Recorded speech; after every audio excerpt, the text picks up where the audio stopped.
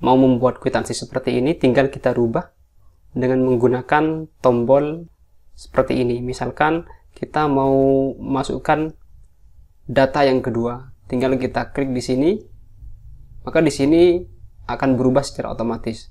Terus kita tekan data yang ketiga, yang keempat, yang kelima, yang keenam, yang ketujuh, 8, 9, dan 10. Bagaimana caranya? Langsung saja ke tutorialnya. Assalamualaikum warahmatullahi taala wabarakatuh. Kembali lagi bersama kami Vian Komputer berbagi tutorial. Kali ini Vian Komputer akan berbagi tutorial tentang bagaimana cara membuat kwitansi secara otomatis tanpa kita harus melakukan penginputan secara manual.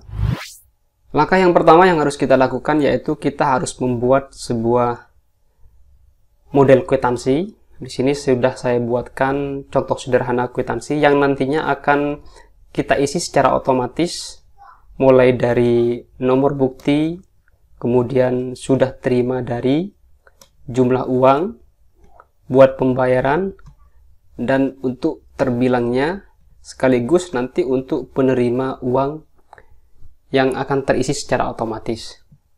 Kalau misalkan kita sudah bikin model kwitansi seperti ini, langkah yang kedua yang harus kita lakukan yaitu kita bikin data sesuai dengan jumlah data yang dibutuhkan. Kebetulan di sini ada 1, 2, 3, 4, 5, 6. Ada 6 data yang kita butuhkan. Jadi kita bikin data seperti ini. Di sini sudah saya buatkan contoh datanya. Mulai dari nomor bukti, sudah terima, buat pembayaran, jumlah uang, terbilang, dan penerima. Di sini sudah lengkap semuanya. Sudah kita bikin. Dan ini merupakan data pembelian yang nantinya kita akan input secara otomatis ke dalam aplikasi kwitansi yang sudah kita buat barusan. Langkah yang pertama yang harus kita lakukan yaitu kita blok dulu di sini. Data yang sudah kita buat di sini kita blok seperti ini.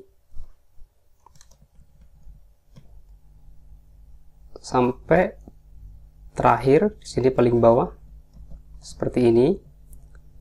Kalau sudah kita blok, kemudian kita ubah di bagian namebox ini, kita ubah namanya menjadi misalkan terserah sebenarnya, kita kasih nama bos seperti ini. Kalau sudah kita enter. Setelah selesai kita itu membuat nama daripada data yang sudah kita blok barusan, kita langsung masuk kepada kwitansinya. Yang pertama yang harus kita berikan rumus yaitu di nomor bukti. Di sini kita kasih rumusnya, misalkan seperti ini, sama dengan VLOOKUP.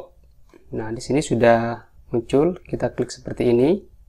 Setelah itu kita pilih baris daripada data yang akan kita masukkan. Kebetulan kita letakkan di sini. Kita pilih L2. Di sini kita pilih L2. Kemudian kita kasih koma seperti ini. Setelah itu data yang sudah kita blok barusan kita kasih nama bos. Maka kita ketik bos. Kalau sudah kita kasih koma lagi. Setelah itu nomor bukti itu berada di posisi kolom yang keberapa. Seperti kita lihat di sini kolomnya dulu, kita buka datanya. Nah, di sini ada A, B, C. A itu kolom pertama, B itu kolom kedua, C itu kolom ketiga, D itu kolom keempat, dan begitu seterusnya. Karena kita mau memberikan rumus di nomor bukti, kebetulan ada di B, berarti ada di nomor 2, ada di kolom 2. Jadi di sini kita beri setelah bos koma itu kita beri 2. Setelah itu kita tutup kurung. Kalau sudah kita enter. Nah, akan begitu hasilnya. Setelah itu kita masuk ke sudah terima. Sudah terima itu ada di kolom keberapa? Ada di kolom ketiga. Maka tinggal kita kasih rumus seperti ini, sama dengan VLOOKUP. Kemudian kita pilih di sini L2 di sini. Kemudian kita kasih koma. boss, kemudian 3. Kita kasih tutup kurung seperti ini. Kalau sudah, kita enter. Kemudian untuk jumlah uang ada di baris ke 1, 2, 3, 4, ada di baris keempat, ada di kolom keempat maksudnya. Maka rumusnya seperti ini, sama dengan VLOOKUP, kemudian kita pilih sel L2, boss, kemudian 4 karena ada di kolom keempat. Kita tutup kurung. Kalau sudah, kita enter. Ini ada di kolom 1, 2, 3, 4, 5. Nah, ada di kolom kelima maksudnya. Di sini ada kolom kelima. Maka di rumus kita ubah menjadi 5, bukan 4, 5. Nah, akan seperti itu. Kemudian buat pembayaran. Kita lihat lagi, buat pembayaran itu ada di kolom keempat. Kita ketikkan rumusnya VLOOKUP, pilih sel L6, L2 maksudnya, kemudian boss, 4, tutup kurung. Kita enter. Kemudian selanjutnya terbilang itu ada di 1, 2, 3, 4, 5, 6, ada di 6. Maka rumusnya seperti ini, sama dengan VLOOKUP, pilih sel L2, boss, 6, tutup kurung. Kemudian yang terakhir untuk penerima uang ada di kolom ke-7. Berarti kita beri rumus VLOOKUP, kemudian pilih sel L2,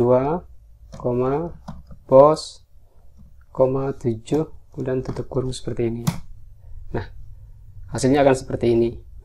Caranya bagaimana untuk agar supaya kita itu bisa merubah ke data berikutnya? Tinggal kita ubah di sel L6 di sini.